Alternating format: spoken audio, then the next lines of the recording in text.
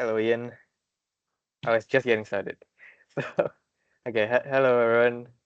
Thank you for coming to this week's AI is Fun, where we talk about the latest and greatest in AI technologies. And with me today, I have Noel and Ian, who will be joining us in talking about our February series focused on DeepSeek. Right, DeepSeek is like this very big thing right now. What is DeepSeek in a nutshell? It's the brand new in a chat-based generation AI tool, which competes directly, of course, with other tools like Copilot, other tools like ChatGPT, which you might be much more familiar with. And without further ado, let me get this whole session rolling. And to start with, if we do a little recap on what we did 2 weeks ago, we have this session every 2 weeks. We did start off our session with talking about the history of generative AI, right? When it first debuted to the public in the form ChatGPT back in late 2022. Yeah, I did show a few of the AI generated videos, the AI generated pictures back then, and it was really janky, right? So many fingers, like limbs just popping out of nowhere, versus the much awaited upgrade that it is now in 2024 to 2025, much more realistic looking, and somehow it gets harder to figure out if an image is AI or not, right? So we've come this far. And with that, we did also talk about DeepSeek. So as I said, the newest in the chat-based Gen AI tools. It was so big in the matter of fact that it rippled across the US tech stock market, and Nvidia dropped 18%. So what a surprise, right? People were thinking that maybe it doesn't take that much of a cost to be training all these LLMs, for example. And of course, we did do a little bit of a comparison, which we'll do much more of today.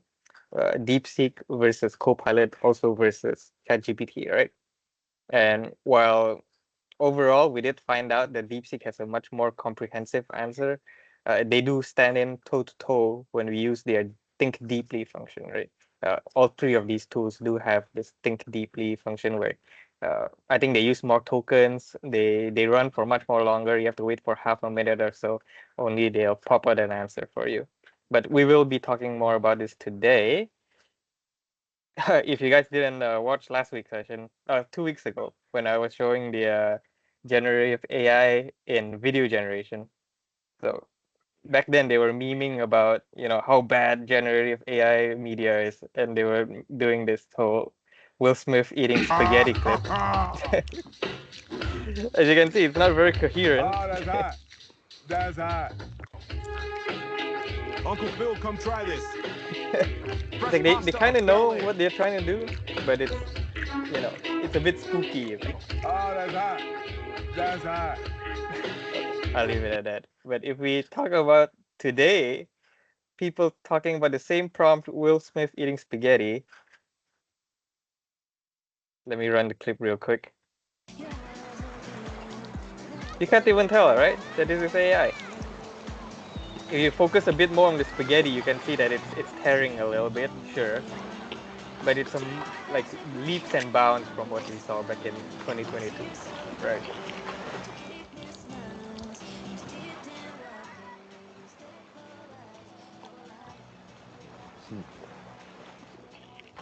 Yeah. So this is where it comes from. All the way here with Will Smith eating spaghetti, and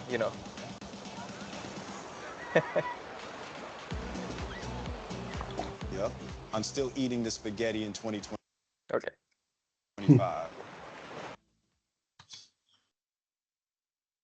So to start off today, I'm gonna have Noel do a little bit of a kickoff, which unfortunately Noel wasn't able to join last week. But thank you so much for joining us today. Always Welcome. glad to have everyone. And Welcome, later welcome. on, I'm gonna have Ian talk about latest and greatest, and then we're gonna continue with DeepSeek, end it with AI and VFX. But for now, I'll pass it off to Noel.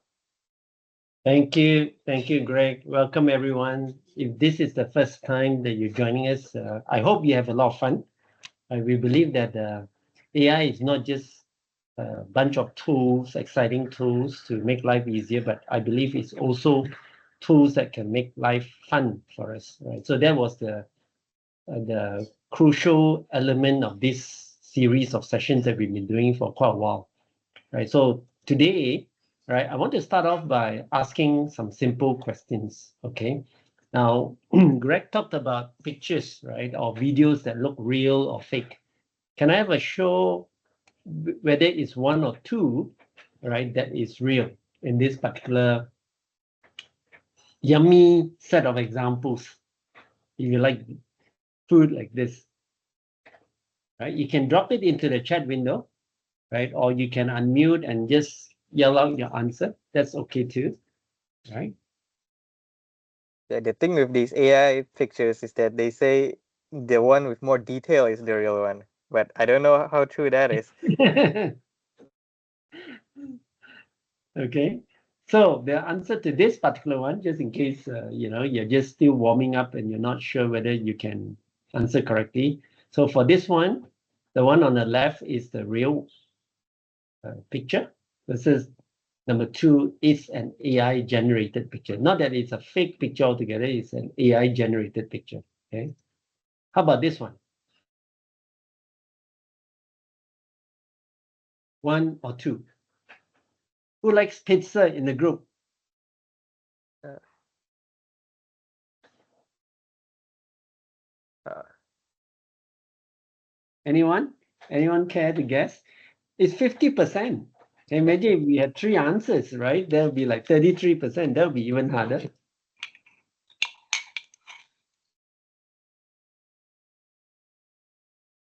Ridwan says one. Okay. How about you, Greg? I What do you think the think? second one is too perfect to be real. Maybe it is the first one. Okay, very good. So the answer is one. Okay. Okay, the last guess. Okay, third scenario. Who likes this?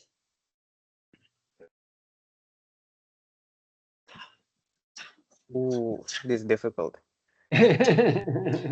This one is difficult, eh? I think one. Okay. Oh, one's the And real who was one. that? Was it David? David says one. Okay, one is real. So who else says one? Anyone says two? Uh, See, Kelvin says two. Okay. Are you referring to this particular set of pictures, Kelvin? Yeah. So Maybe it is Yes, the yes, second I one. am. yeah. Okay. So Kelvin says two. Vic says it's two. I Who don't know else? if blueberries look like that in the first picture. So you're going for two or you're going for one, Greg? Second one, I think. Okay. All right. Very good for those of you who went for the second one. So the answer is two. Okay. So two is real, while one is the AI generated image. Okay. So I hope you had a little bit of fun before we jump into the details. So the next bit is essentially some of us, at least myself, is confronted with more than one AI that I use regularly. Now the question is, why would anyone go to so much trouble to use all three AIs, if you want, from Copilot to ChatGPT to DeepSeek? Of course, many of us started with ChatGPT, then Copilot came along, and then DeepSeek. Now, why I still use primarily Copilot is because I appreciate the references that an AI tool gives me so that at least I can go and do a bit more homework, if you want, based on the prompts that I'm putting into the AI tool. Okay, so these three different tools is where I get to work with, all right, on a daily basis. So on my phone, I have these three tools. Now, why have I continued to use DeepSeek if Copilot and ChatGPT is enough? Actually, it's because I discovered that the things I'm looking for, especially from a anti-scam perspective, requires me to go deeper because there's a lot of fake news. Even last night when we were doing the Copilot TTT, I shared a little bit about how the fake news are coming in hard and fast. And because of that, we need the necessary tools to help us get the right answers. So something just popped into my view this morning, all right, and let me show you what it is. Okay.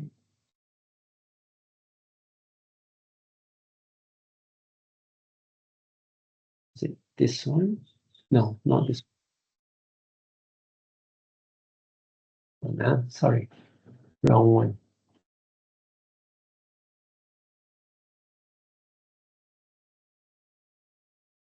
Too many messages I've been storing away because I use these for the purpose of sharing examples and so forth.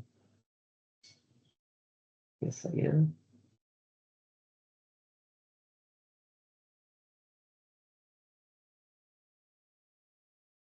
GPT.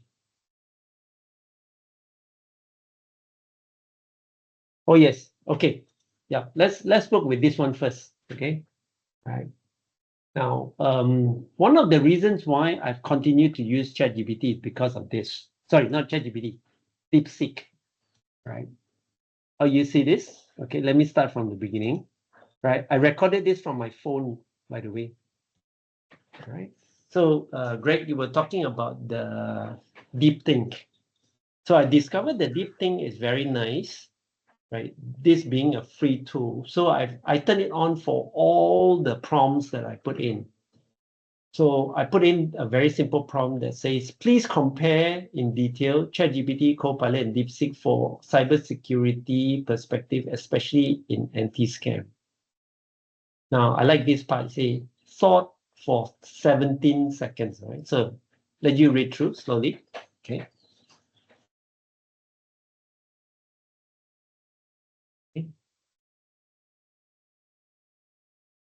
Okay, this is what the DeepSeek is saying, huh? Look at what it says about itself. DeepSeek is less familiar to me. DeepSeek is saying about itself that is less familiar to it, okay? From a cybersecurity angle, anti-scam, blah, blah, blah, analyze text, recognize patterns, and so on. Right? ChatGPT probably has a broader knowledge, but might not be specialized in security. Copilot, on the other hand, have access to emails and all those other things. Because it's looking at Copilot, even Microsoft 365 Copilot, for example, not necessarily just the free. Then it says, I should structure the information in a certain way so that it is easier for me, the person requesting. And the answer is very, very good. I was very impressed. All right. But I need to check through to see if there is any hallucination, meaning it's giving me things that it's not entirely correct. Okay. So it also says that I should also mention limitation, like potential false positives, negatives, and the need for human oversight. Now that's a very, very good understanding. Human oversight. That means ultimately we need to be accountable. We need to oversee the situation. We cannot give away the control to AI. Because just yesterday in the chat group, we were talking about that aspect of it. Some people complain that AI is not accurate enough. Now, that comment, if you want, can only be true if we give away the control to AI. Okay. So I stopped here because this part about the thinking, if you want, cannot be copied out of the tool. So I recorded it out of the tool to show you. Right. The rest of it, I can actually show you from the information that I copied out of this. Okay, so this is the information that it came up with, this part here. As you can see, from the bit where it says, due to technical issue, the search service is temporarily unavailable. So this is the information that I provided. Very, very detailed. Okay. Even a table to compare the 3 different AI chatbots, ethical safeguards, and more. This is just from the one simple prompt that appears, at least on the surface, to be simple. And what are the limitations that you can think of? False positives or negatives, dependency on user inputs, recommendations. It wasn't biased to say that, oh, ChatGPT and Copilot are crap AI tools. All right, DeepSeek is where you should look at, right? But it says something interesting here. We can see. For Asian markets, DeepSeek is better suited for localized threats. And I know I went through the bit above quite quickly. It actually says that it was trained using Chinese language information. So it's very, how do you want, bias in that aspect, but also there's some level of richness that comes out, if you want, from the type of data they were using to do the training. So I can copy this, all right, and I can drop it into the chat for you guys to appreciate and see what you think. All right. But this is based on the prompt. Okay, maybe I should give you the prompt first, right? Then it become more meaningful. Right. So this one, good, allows me to drop the video and I can copy this and I can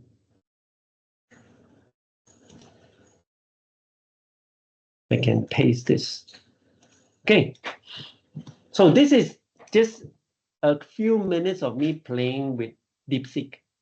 By the way, when I put this into Copilot and ChatGPT, all right, I haven't had time to scrutinize the details. The answers are very different, right? For obvious reasons, because each AI chatbot, I would say, works with the data differently. Now, this is something that I also mentioned yesterday, for example, okay? When you work with this, and this is the Copilot, hold on, sorry, I was already there. This is the Copilot that comes from your taskbar, the Copilot on your taskbar. Okay, you notice it's missing that think deep or deep thinking icon. This is the Copilot from the taskbar. And similarly, when I go to the Copilot from a browser like Edge, it's also missing, right? So this, right? You notice it's also missing that think deep equivalent, if you want. So how do I get that at login to Copilot? Even with my free account, I can get it, right? So when I go in with Copilot, right, because I need to compare in that way, right? Copilot in a normal browser window gives me this, right? Think deeper, right? So what happens when I put in the same prompt? So this is how I do the comparison, right? To be fair, I can't be asking one to do one and then not the other, right? To see what is the output. Okay, so let me just go and copy the.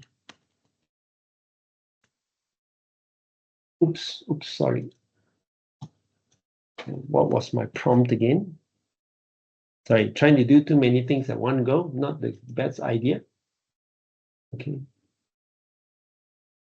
Got it. Yeah. Hold on. Don't go away. Okay, this was another one that I did. You are an AI scammer. How would you scam a person with fake investment scam? Now I'm asking DeepSeek to be a scammer, right? Now, why would I do that? Anyone? Right. Well, while you're thinking about that, let me find the what we call the prompt that I use. Put it in here. Okay. This is the ultimate goal of using that deep thinker feature that we have. Huh? Okay. I'm trying to teach people how to do critical thinking by getting AI to help me. Okay, so the question, the problem statement that I'm using is, can we learn critical thinking skills and power of deduction from AI? So how do I do that? So I turn on that feature, all right, so that I can actually get this, right? Sorry, I've forgotten my prompt that I use. Where did it go? I mean, I'll send it in here later, right? So that you can go through it. So how do I get this deep critical thinking skills or critical thinking skills and power deduction? I learned from the AI tool in an area that I'm not a specialist.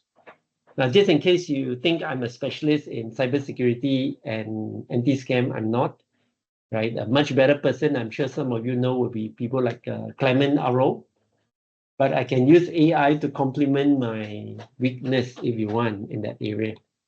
Right? By first learning to use critical thinking in an area that I'm not heavily experienced or focused in, but yet I still have a desire to help the vulnerable communities, especially those who are 60 and above, right? Who are constantly encountering scam and being scammed.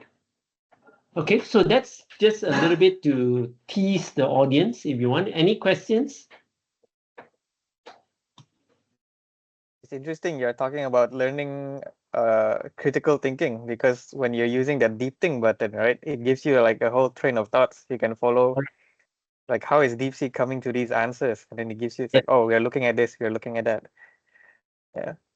yeah. See, the thing is sometimes there's no one patient enough to sit next to you and walk through the thinking process that you have in your head, or maybe there is no deep thinking process in your head because that area is new to you. So the question is, how can you develop critical thinking in an area whereby you are new? That's one. Or secondly, you know a little bit, but not enough to be of value or impact to anyone. So you can learn from a tool like these chatbots today. By the way, this feature, I never seen it in ChatGPT or Copilot until DeepSeek threw it in. Then suddenly these features appeared. I don't know, I could be wrong. I'd love to hear from Ridwan, Vic, and all these people who spend more time with Copilot. I've never seen this feature prior to DeepSeek making it available. Okay. It Yeah, could I be think one thing we can agree on is that DeepSeek is, generating innovation from other tools too, right? yes. The point here is I think those features were already there. They just that they didn't put it in for free. Now, Mm. free avenues are more powerful than what it used to be. To me, that's a good starting point to appreciate a tool like DeepSeek, right? It kind of opened a can of worms for Microsoft with Copilot and OpenAI and ChatGPT. Features that they probably didn't intend to give it for free are now appearing very quickly because a new competitor has suddenly appeared in the marketplace called DeepSeek. All right, back to you, Greg. Thank you. Yeah, no, thank you. Yeah, for people who are trying to capitalize on AI, they're gonna, not earn as much, but for us end users, we're benefiting. Okay, let me go back to sharing my screen. Okay, there we go. So I'm gonna hop in. Actually, a lot of the topics we were talking about corresponds to some of the articles that I'm gonna be sharing with Ian. Ian, are you around? Yeah. All right. So one of the first articles we're gonna look at today is, people always think about, oh, what's the caveat when you're using a tool like DeepSeek, right? Are they stealing my data or something like that? So what do you think about this article, Ian? The hidden Um, costs of free AI. it's good to know how much they're throwing into this. Because it was before DeepSeek, it was quite well known that it was quite expensive to develop all this, right? That is true, yeah. Because I was looking at one of the headlines they were putting in this article is that if the tech is free, then you are the product, which I think is also applicable for, when you're downloading a free app, for example, then the product is that they're serving you advertising. It's like YouTube, for example, right? Yeah. What do you think? Yeah. I mean, it's also we're testing it for them partially. Yeah, but that's also one of the things we were talking about the other day, that it's not exactly fair to say that that they're using the responses that they're generating and your inputs to feed it back into the LLM, because pretty much every single AI tool out there does it, right? And it's not usually on an opt-out basis, which means that you're automatically already in there and you have to manually like opt out. So it's not just specific to DeepSeek. Every other tool that's similar to it also does this. Which one comparison that I can think that maybe you haven't thought about before is that sometimes when you're accessing this website and then it comes out with that, oh, you are not a robot, right? And then it gives you like 9 pictures, like selected pictures with a car inside. believe it or not, you're actually training like Google. I think it's by Google, right? It's like Google's image recognition from back in Yeah, the days, right? So it's like you're yeah. pretty much teaching it. Oh, what does a car look like? Yeah. So yeah, data privacy, of course, is one of the other things. I know that it's much more stricter in areas like in the EU where data privacy is you have to have a version of it like stored locally on the I think on the country or the continents that you're using it from. So, data privacy is much more stronger there. I don't know what's their thought process when it comes to something like DeepSeek, where if they're storing the data in China instead. But a lot of things that I do agree that they have to be more transparent, but it's not limited to just DeepSeek, for example, right? And for the next one, how about this one, Ian? Local officials in China told to use DeepSeek AI to help them make decisions. I mean, they're literally asking AI to tell them what to do, right? And it's concerning considering somebody made this and can in turn Yeah, manipulate it to what you want. that is true. Last night when we were doing the other TTT session, we did stumble upon, a source that was giving out false information pretty much, and like was it Copilot or ChatGPT? I can't remember. They're using it as a source, not knowing that the source is, wrong, right? Which I did argue that, anybody can make a website. It's just whether or not it's reliable. It's you gotta see, right? You gotta double check for yourself. And this kind of corresponds to something Noel talked earlier, critical thinking, right? Training critical thinking, but something that they're implying here is taking critical thinking outside of or maybe into the box and letting AI deal with it. We just sit back, right? So we are no longer just talking about a co-pilot.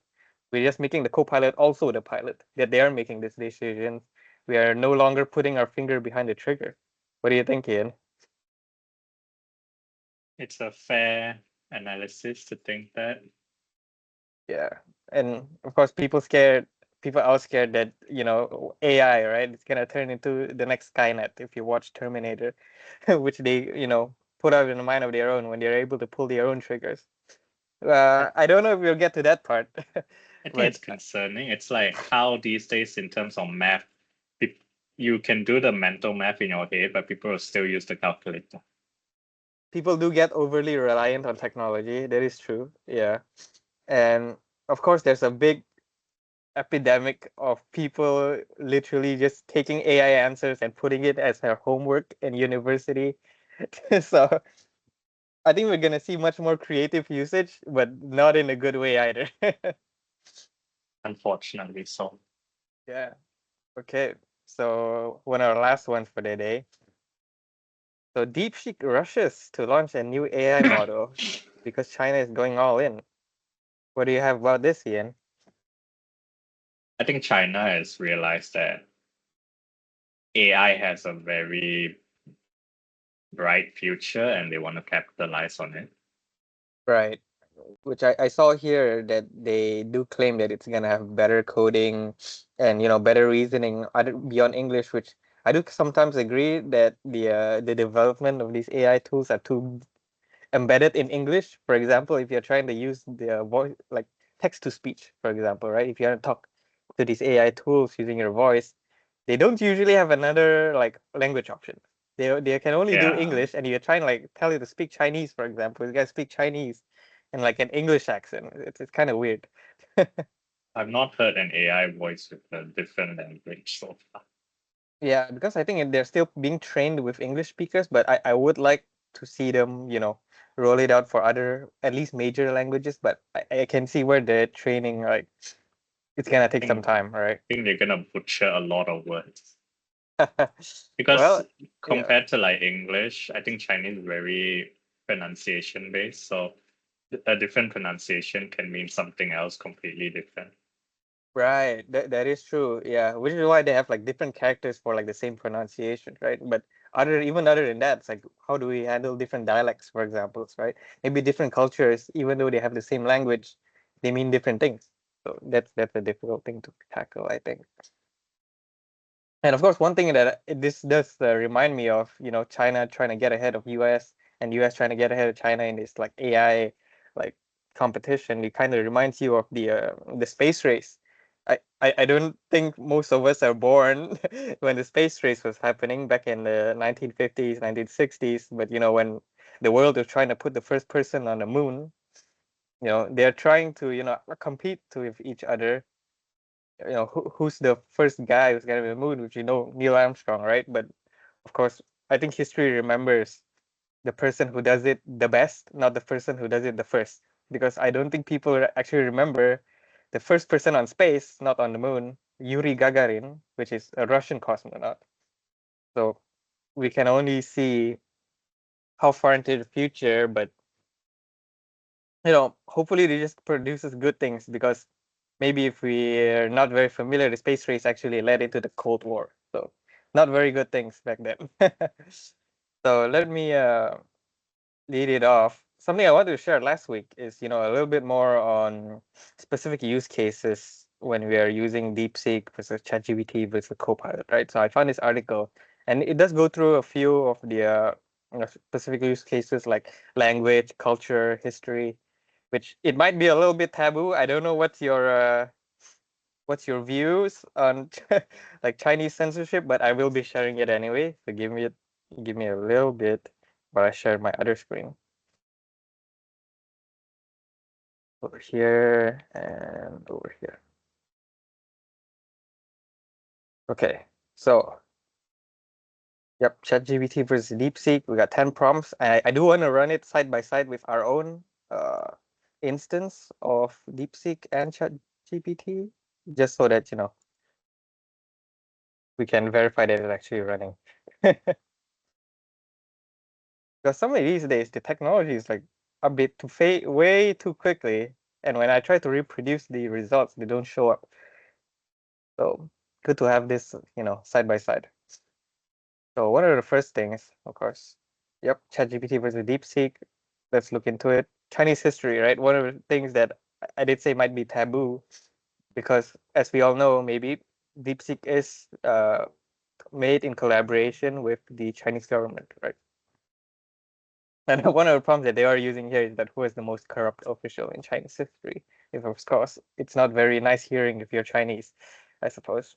So I'm gonna copy this prompt real quick, let it run for a little bit while we look at the results here. This over here and this over here. And at first glance over here, when they are comparing ChatGPT and DeepSeek, ChatGPT of course talks about actually the corrupt officials in Chinese history. And of course, when we look at our previous session, we did find out that ChatGPT's answers are much more concise. They don't have that like categorized sort of formatting. But one surprising thing, or maybe not very surprising thing, is that DeepSeek includes all these proverbs and how maybe these actions that are made in Chinese history are made in significance of their context. I'm not too sure, but let's take a look at the responses in a little bit. So starting with ChatGPT, talking about this guy, Hershon, massive wealth accumulation, bribery, nepotism, and all that, right? But we can see that it's kind of brief, for example. And of course, I don't think that they're very biased. They did come up with a name. Let's take a look at DeepSeek's response. DeepSeek doesn't even want to give me that. I wonder if it's just limited to this chat, but let me try it again. So yeah, this is what I was talking about when we were talking about censorship in DeepSeek, is that some topics they just, they put guardrails around it, And oh, okay, now they give me something. Okay, so they don't have that whole categorized response, but in the summarized response that they have, they do talk about how good the Communist Party of China is and how they were able to fight against corruption. and how we should be drawing lessons from history. I don't know if I like this answer just from a factual perspective, but tell me what you think, right? I don't want to be striking on anybody's taboos, but you've seen these results. Let me know what you think. Let's talk about the next thing in the section, historical events, right? Also very related to Chinese culture, Chinese history, for example. So something you're talking about, the Goguryeo controversy. I'm not very familiar with this thing, but let me plug this into the two chat box and run our little experiment. Second, okay. While that's running, let's go back to the website, see what it thinks about. Okay. ChatGPT, of course, gives another concise answer, very factual, even a good overview of it. I'm pretty sure it even provides sources, but we will have to see if the actual response in a bit. But okay, yep. I don't think this is much more of a censorship thing. Maybe they're much more okay with this being a thing. I don't know. Let's take a look. Okay, yeah. So as the article said, they did explain the controversy, key issues, tensions, all that sort of stuff, right? Not very biased. Or at least I don't think. They don't give us sources though. But I'm pretty sure if we ask them for sources, they'll give it to us. So what are your sources? So while that's running. Okay, ChatGPT. You gotta give me something better than that. Websites, for example.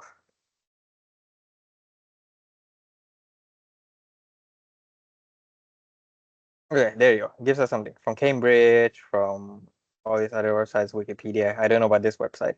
Korea Times. That's great. Okay, I guess this is Korea history. Maybe that's why it's not very it's not very sensitive, right? Yep. We can see the whole much more categorized like formatting, right? With DeepSeek. Very nice looking, very neat. So if you go to the next one, summarization of research papers. I think that across, based on my own experience, across all three tools, research papers are, you know, because you're looking to summarize them, so usually answers are concise anyway. You're not looking for that whole categorical formatting as I was talking about. Across three tools, they've all done it pretty well, I think. So I should be pasting this into the two things so I can show you guys. And give me a second. Usually run them on a new chat window so it doesn't get affected by the previous prompts, because nowadays ChatGPT like has this new function where they remember what you said and assume your identity based on that. Oh, okay. They give us two response. Wow. They giving feedback on a new version. Oh, okay. So they give us two options when you're doing a summary. That's nice. I've never seen this before actually. So one's much more succinct, and one's a few paragraphs. They do give us yeah, I think this source credible. I'm not too sure, but if you look at DeepSeek, summarize, but not in not in a paragraph format, as again listed, right? Still no sources, which I'm pretty sure I can ask sources for this. But overall, we can see that ChatGPT is kind of one step ahead with the multi-response thing, right? And so if you look back at this, I don't think this article talks about having multiple responses, but this article was like from 1 month ago when DeepSeek was still new. So maybe something changed with the way ChatGPT returns responses. Okay, yeah. So they do give. How did you Mhm. get two responses, Greg? With Yeah, I'm not ChatGPT? sure. I just I copied the prompt that they had in the in the website, and here, let me just paste it into the you know the chat window so you guys can try it for yourselves. But yeah, it automatically just gives us two versions. Very neat, huh? And Probably if new feature.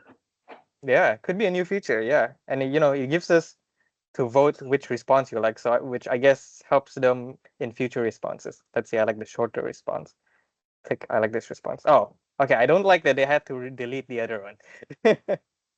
But yeah, there we go. And if you compare it, they do use similar resources. They use argzif here, and if I remember correctly, ChatGPT also uses argzif. So it's very similar, sources.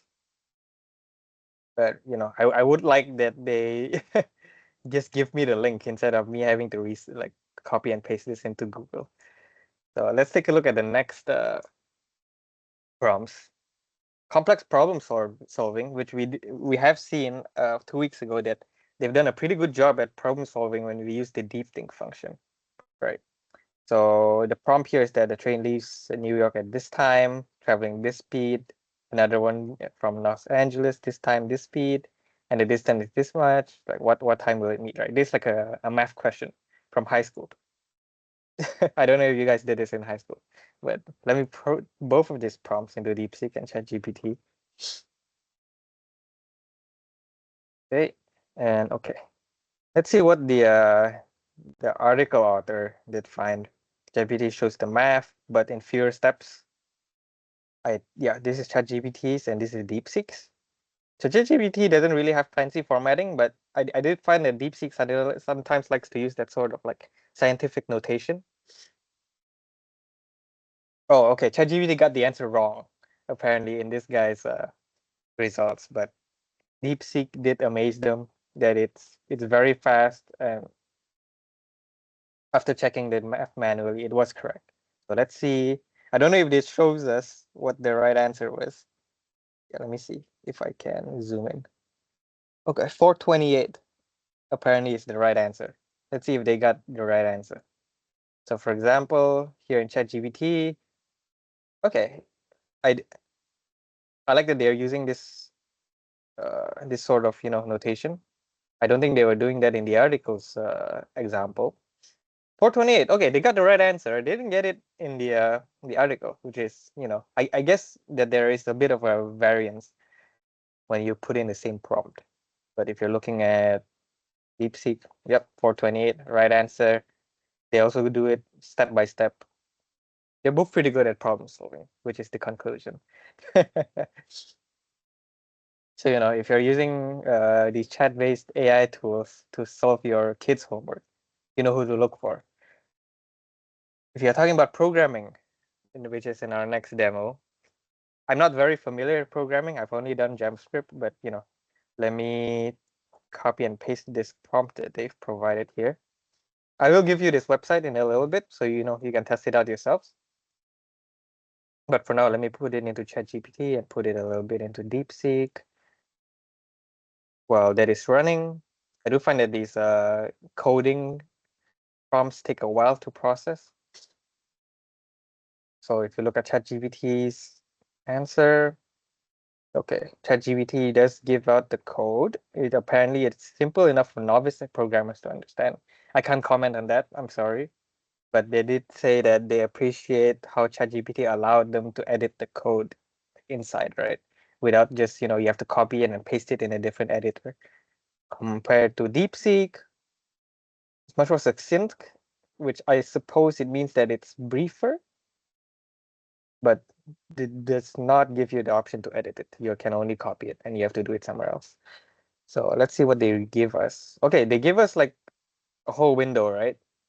That, I think, yeah, you can edit it here, or if you just want to copy the whole thing, you can do it right here. And it also explains what each bit within this code does, right? What does the is prime function does? What does the filter primes function does, right? And if you look at the DeepSeek answer, yeah, it also gives us in this, this whole coding like window, but only with the option to copy, no editing function. I don't know if much more succinct though. Let's compare it a little bit. So it's this much over here and this much over here. I think it's pretty similar, wouldn't you say? I can't comment how efficient both codes are, but they also give an explanation how each bit of this code does, what each function does, right? So I would think that they're kind of similar, but the article does say that ChatGPT is a bit better just because they have the editing function. And now something that maybe is much more applicable to us using language translation in ChatGPT and DeepSeek, right? So Great. one prompt, yeah. Question. You know the prompt just now that gave us the two different versions. Can you try it again in ChatGPT, see whether it repeats that Sure. behavior? Let me copy it from, where do I have it? It's in the chat window. Oh, yeah, I always gotta copy it here and put it in a new chat. Let's see. I'm not sure if they. Okay, let's see. Ah, this time they don't give it to us. So maybe if I have to manually prompt it, maybe give me a couple to choose from. Yeah, even earlier when they gave us, the two options is the first time I'm seeing that in ChatGPT too. So not not sure if we have to manually prompt it. Okay, see, it still doesn't give us a couple to choose from. I don't exactly know how you can manually like prompt it because this time it doesn't let me choose. Yeah, Yeah, it looks like a glitch. Because yeah, when I did it, I couldn't repeat what you got just now. right, yeah. I wonder if like the function is in there, but they haven't properly implemented it or something like that. But hopefully they make it official. Yeah, yeah. No, thank you, thank you. Thank you. So yeah, let me try it with this one, translation, because I do find it sometimes when they're translating something that's very cultural specific, it doesn't make sense in a different language, right? It's like raining cats and dogs. But if you translate to like bahasa, it's like lagi hujan kucing dan anjing. It's like kind of weird, doesn't it? Like it doesn't really translate the idea that it's raining very heavily. You would just say it's raining very heavily in bahasa, for example, right? So let me paste that into DeepSeek and paste that into ChatGPT. And if you look at what the article is talking about, yep, the saying might be different depending on the region, and it also gives this YouTube video on how to use it in Spanish, right? So they do have external sources. It's letting somebody else do the job, pretty much. But when you're looking at DeepSeek, it does translate it to make it make sense. So you're not just saying it's like it's like hujan, kucing, and anjing, which is weird, even in Spanish. But it did explain why the direct translations does not make sense, and it added an example sentence maybe to improve on it, right? So let's see what it did come. Oh man, ChatGPT, you gotta do better than that. Yeah. So ChatGPT just literally, I'm pretty sure this means dog and this means cat. So it translated it word by word without the cultural context. So, if you're putting this into, if you have a Spanish friend and you put this into a chat, he might not really understand what's going on. If we did talk about, hmm, okay, interesting. If you look at DeepSeek, it kind of also does the same thing. It does say that it used to describe heavy rain, but this still doesn't make sense if you put it in Spanish. I don't think, right? If anybody knows any specific cultural like translations I can do pop in the chat window so we can test it out. But so far, I don't see that this whole complexity that they use with ChatGPT and DeepSeek popping out these external YouTube videos, for example, or explaining why the direct translation doesn't make sense. But I think I'd like to try it again, but using the reasoning function. Maybe they'll pop up something different. Yeah, I Yeah. think so. You might even want to change your prompt a little bit and say, can you explain rather than translate? Right. Yeah. Because the original article was able to do it with just this prompt. So I wonder if you have to be more specific. Okay, ChatGPT did not reason for more than a couple of seconds. Still the same thing. Uh, hmm, let's see. Okay.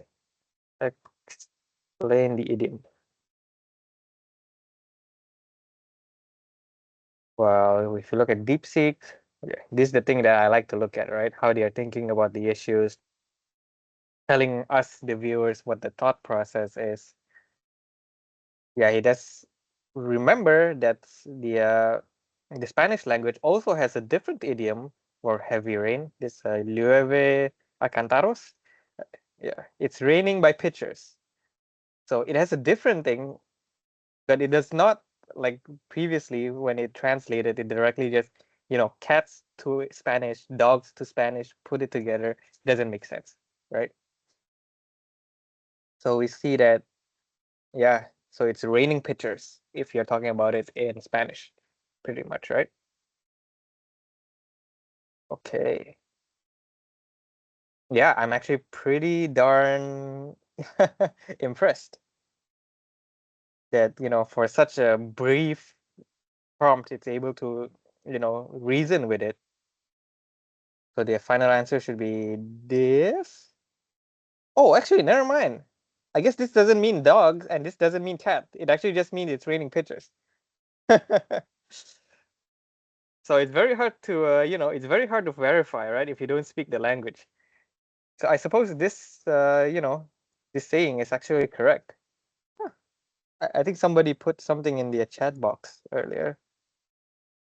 Ah, you have to give this thing with give me multiple responses side by side so I can compare it. Let me try out that real quick. So we can see that, okay, I suppose that this is right, and even ChatGPT got it correct, but it doesn't really tell us that this actually means it's raining pictures in Spanish, right? Maybe you have to, edit the prompt a little bit. But let me test out what was pasted in the chat earlier when it comes to translations. So where was it earlier? Over here. Was it this one? Yeah. Let me copy this, put it in a new chat window, and ending it with this thing. Put it back here. Hopefully it gives me something good. Okay, searching for it. Yeah, that's the thing with like these chat-based like Gen AI tools, right? It's not very consistent. It's not like Google when you're like querying a specific thing, it's always going to give you the same amount of results, the same results in a specific time period, of course. But you do the same search 5 seconds apart in ChatGPT, it's going to give you something different, right? So, which is very human-like, right? If you're a person giving it a response, you're not going to give the exact answer word by word. But this is the thing. I would expect to at least, have the same sources, the same level of reasoning at the very least. So yeah, it does give us two responses. It didn't give the exact same formatting as the earlier, right? Remember that we were able to vote between the first response and the second response, but this one does give it in a table format, right? So it still does it. Just yeah, thanks for the input. Yeah, this was helpful. Unfortunately, yeah, I'm not sure what's up with the earlier one. Still can't replicate it, the one where you had to vote, but hopefully it's an upcoming feature. So let us move on, I think, to the last point, historical analysis. Okay. Let me put this into the two chat tools real quick. Without deep think. Yeah, when you're trying to look up maybe something much more recent than DeepSeek, you do have to turn on the search function. If not, if I'm not wrong, the information is limited to like October 2023. So you have to give it access to the internet in order for the search results to be much more present. And if I do the same with ChatGPT, I'm gonna turn off the oh, okay, we got to turn on the search over here too. So, I wasn't aware that you're able to turn off the web function in ChatGPT. I thought it was an automatic on every time. Huh. Okay, so it just gives us, lists and sources. I like seeing sources. Yeah, and if you compare it to DeepSeek, DeepSeek just give a much more longer. I wonder if anybody knows why it prompts us with this the search service is temporarily unavailable every time we do our searches. Even though it's able to give us a really good answer, it just gives it, this warning. Not sure what that's about. Could be the tokens, Greg. Probably Hmm, assigning you a certain amount of tokens that you can use for the search. could be. Yeah, could be. Maybe that's why it doesn't automatically prompt us with sources, right? So I wonder if, give me the sources behind your answer.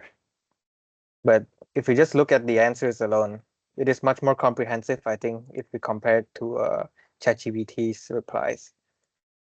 But it does touch on, I think, similar points. I'm not sure if they're using similar sources. We do have to look at it.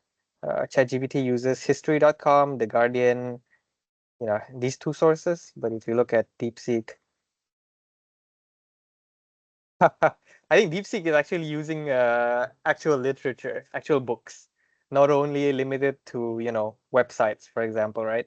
I don't know where they are pulling this book from. Maybe there's an online database where to pull it from. But I do like seeing that they're not just using online sources, that they're also using offline sources, right? So yeah, I think yeah. This should be offline sources. And of course, a whole section on online sources, as I was talking about it, Encyclopedia Britannica, Stanford, the World History Encyclopedia. Wow, very, very thorough, I might say. And oh, logical.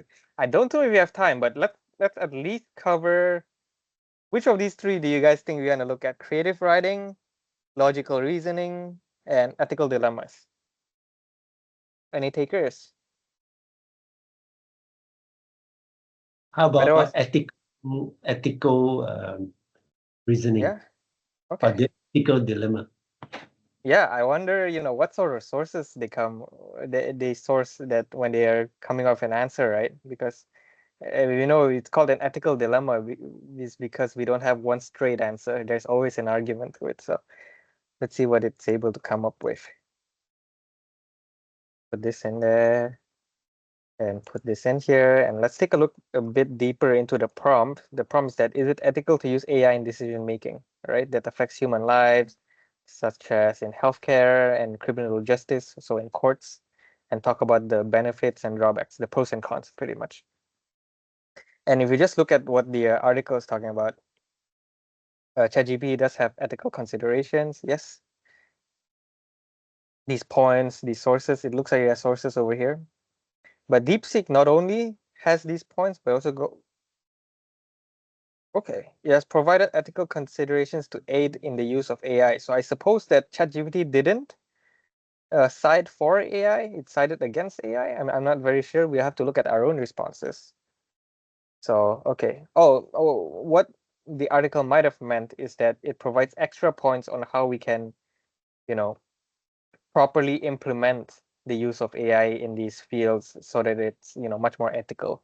But let's take a look at the resources, I mean, the responses that we are taking from ChatGPT. Yep, gives us the potential benefits, potential drawbacks, just like we asked for. Gives us sources from Harvard, very nice, and the National Health Organization. I think this might be a UK site. I'm not sure. And ethical considerations. Yep, giving us the sources, very nice. And in conclusion, it does have the potential to revolutionize decision making, but of course there are ethical considerations, right? We have to put in a balance. So it's still a bit of vague. It's like, trying to give a yes answer, but also a bit of a no answer. If you take a look at DeepSeek, well, very much more longer. So it does talk about benefits, as we asked it, drawbacks also, and ethical considerations. So kind of similar to what ChatGPT gave us. And yeah, we do have to address the ethical concerns, look at the different biases, transparencies, and all that. But also, surprisingly, in DeepSeek, it's also give it a bit of an A answer and a bit of a B answer, right? It's not like what the article here said that it's able to, you know, give proper considerations on how to implement AI tools into an ethical scenario. for example. But of course, earlier as we were talking about it, they do give different answers 5 seconds apart. So I'm pretty sure if I run the same prompt into DeepSeek, it's gonna give me something different. So I think it's your mileage may vary, right? So I think I'm gonna end it right here. I was gonna show a little bit on running it locally, but we might have to push that to our next session. We did run over a little bit, sorry guys. But No worries. yeah, no, thank you for coming. Thank you. If there are any feedback, please do. Oh, one more thing, I do want to show our where is it in my PowerPoint? One day before my usual sessions, we do have another session just for Microsoft Copilot, hosted by Ridwan, who is in this chat right now. So if you're interested in that, much more specific on Copilot, do join us. It will be 2 weeks from now. My session's on Wednesday. His session is on Tuesdays at night. Mine's on lunchtime. So, yeah, thanks for tuning in. Thank you, everyone. Thank you, Greg. Thank Thank you. you so much. Thank you, everyone. Thank you Bye. for coming. Ending the recording right here. Thank you.